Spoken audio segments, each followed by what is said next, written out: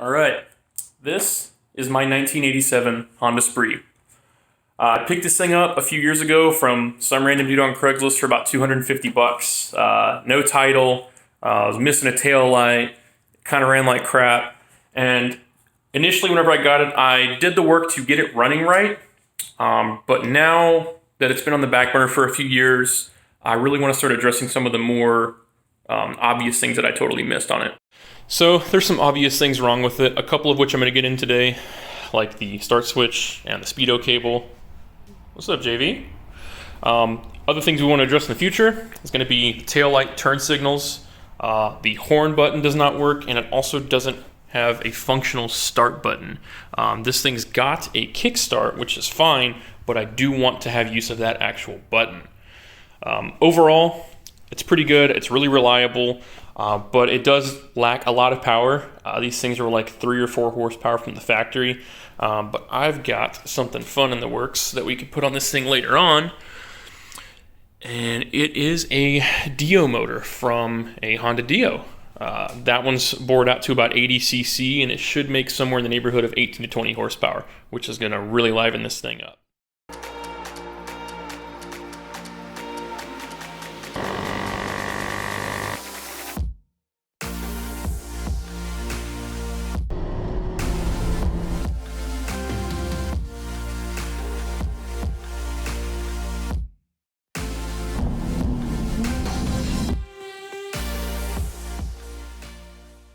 Here's what we're going to address today on the Spree.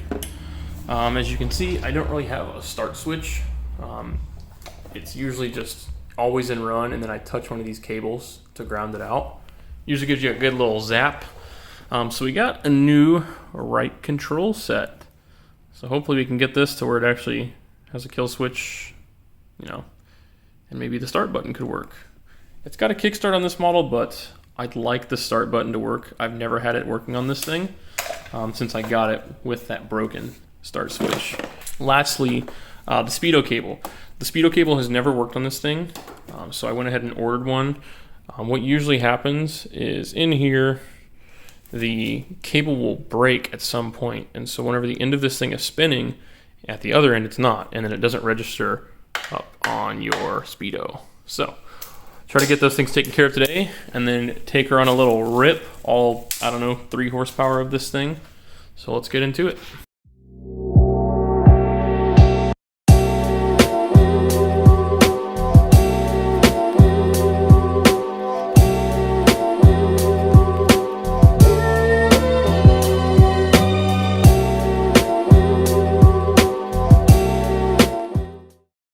So just a quick look at how all this stuff is routed. This is my headlight plug. Obviously you can see the brake and the brake light cable. And over here, of course, same thing for these brakes and brake lines, and then the throttle cable. But of course all the wires go down the neck, and on these old scooters they actually travel underneath to the back versus, through the frame like on the little Chinese clone there. So what I'm going to do, disconnect this speedo cable just by twisting here. Gotta go fast. Take that thing out. As you can see, I can just spin this thing. This should not be happening. It's supposed to turn with the bearing in the wheel on this side. So the cable goes in here and it spins around as the wheel turns.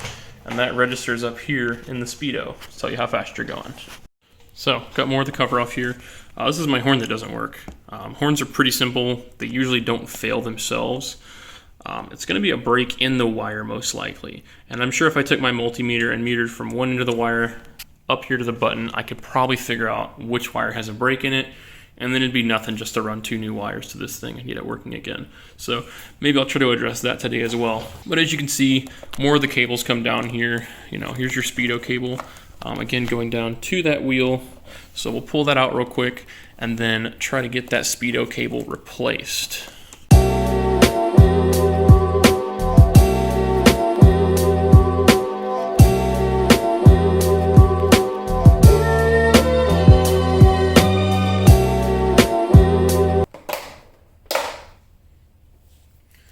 There we go. This one should not be sticking out this far. As you can see, it's clearly broken. Very phallic.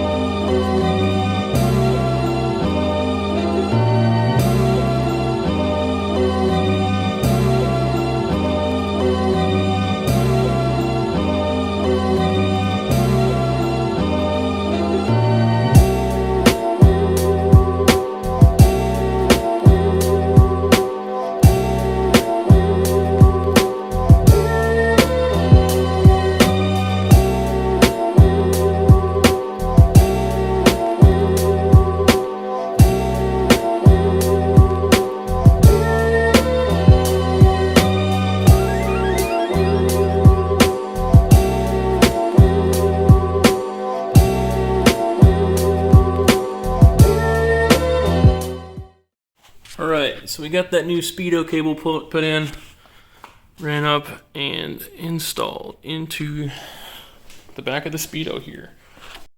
Alright, next thing on the list is replacing this tired, old, broken down, missing start switch control set. So I'm going to pull this off the handlebars, put the new one on. Hope that the wiring is the same and that the guy didn't really hack it up too much. So let's get into it.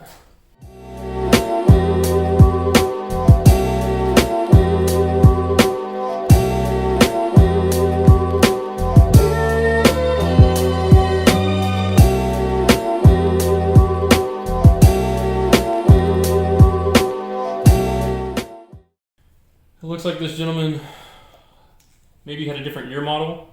And where mine has a plug, his has got these push connectors. So I'm gonna take off the old connector here and then solder it on. So I guess I'll give you guys a soldering technique. Wasn't expecting that much right now. All right, so due to the fact that this old one has a plug and the new one has just some little push connectors, I'm gonna have to cut off this cable, the whole plug assembly, and solder it. Solder. Does anybody know? Love the English language. I'm gonna metal glue it together. These are the tools I use. I stopped using actual like soldering irons and flux and all that stuff.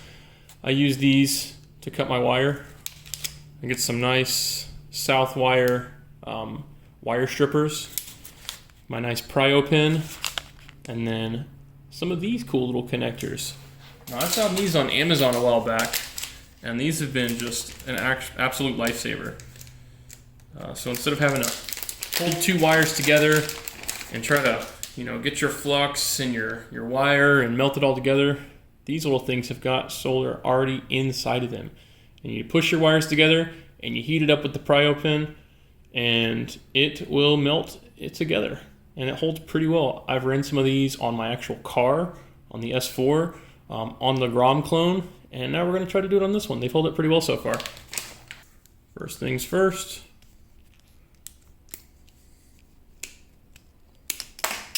Cut them off. So whenever I do this, I strip both sides first. Take my wire strippers.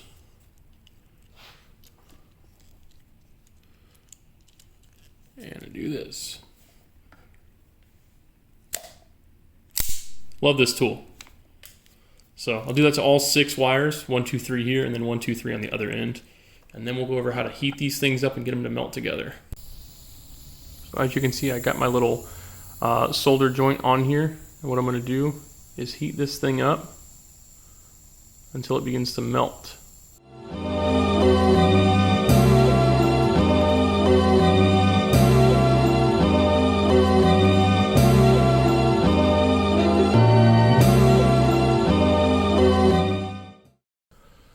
So if you look here, you can actually see that the metal went through a good portion of the wire there, went all throughout the rest of the wire and made that a solid joint now. So I'm going to do that for the other 2 wires, and then we'll be done. All right, and there we go. 3 good joints. These are not coming apart. I can pull our little shielding back over it. and then we'll be good to go. Like it never happened.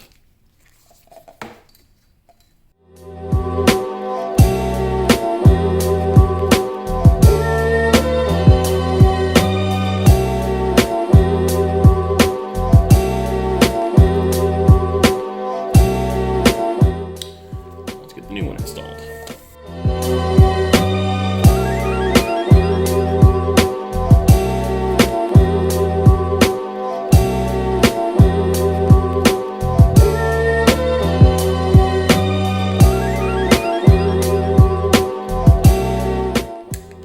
Looks like someone was using the proper tools on this one. Check that bad boy out. Anything's a screwdriver if it clamps hard enough.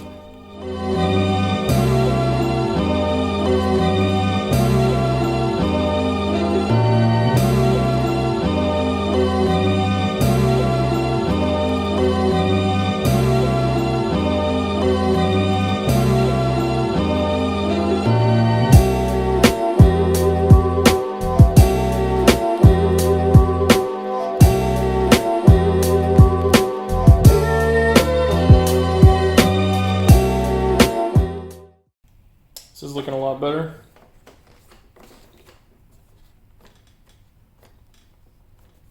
Alright, well, seeing that this thing has given us some, I'm not going to say serious, but pretty annoying issues with starting, I'm going to see if I can prime this thing with fuel and then crank it over.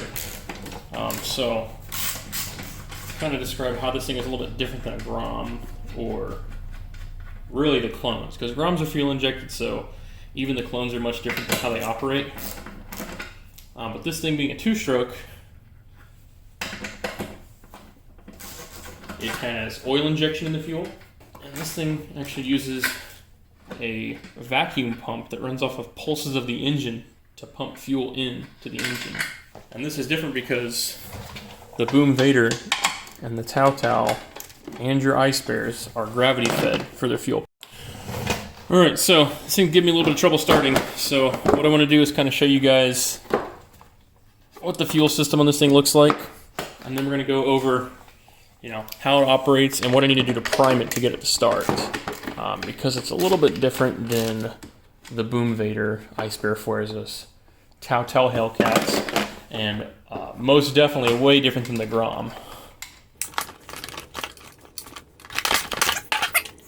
In here, this is a vacuum operated fuel pump. The way this works is that this is your gas tank right here, and the fuel is drawn from a pulse in the intake from this hose. So as your engine runs, it creates a negative pressure on this and opens up a pump inside, or a one-way valve, and then fuel travels down this into your intake. So whenever it's in there, of course, the oil and gas mixture, this is your oil line, will mix in here, and that's what lubricates your pistons and creates the fire on a two-stroke motor. So a little bit different than your four-strokes, where you already have like an oil sump, and then the four-stroke engine cycle, of course, is much different than a two-stroke. If you want an explanation on two-stroke versus four-stroke, I'd be glad to make a video explaining that. I got a little bit of a background in diesel mechanics, with the Navy, and of course we deal with two-stroke and four-stroke engines all the time, so I'll be glad to do that. So I'm going to try to get this thing primed, see if we can kick it over, and see if we can get this run, start, stop switch to work for us. Alright, so this is a little bit gross, but what I have to do is I actually put a little negative pressure on this hose, basically give it a little suck. And what that's going to do is open that valve and let that fuel flow into the carburetor. See if this thing will start now.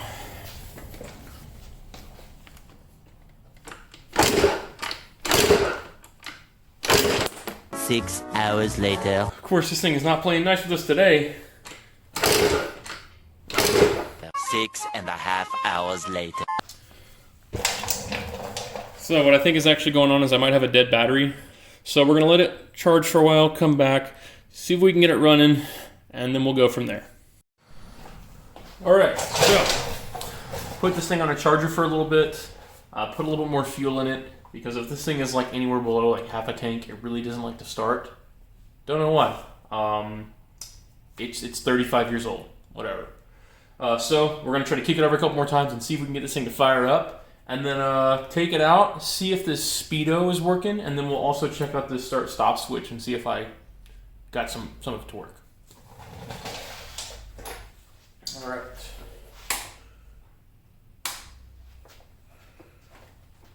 Who can say where the road goes? All right.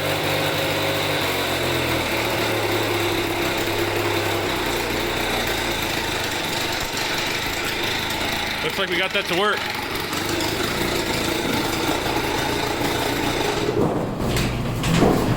Well, it turned on.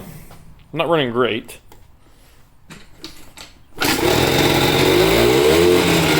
More power, baby.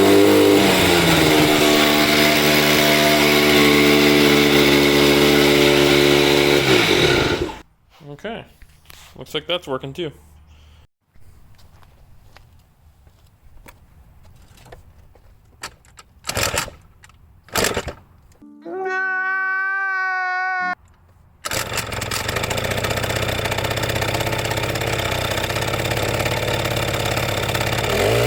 More power, baby.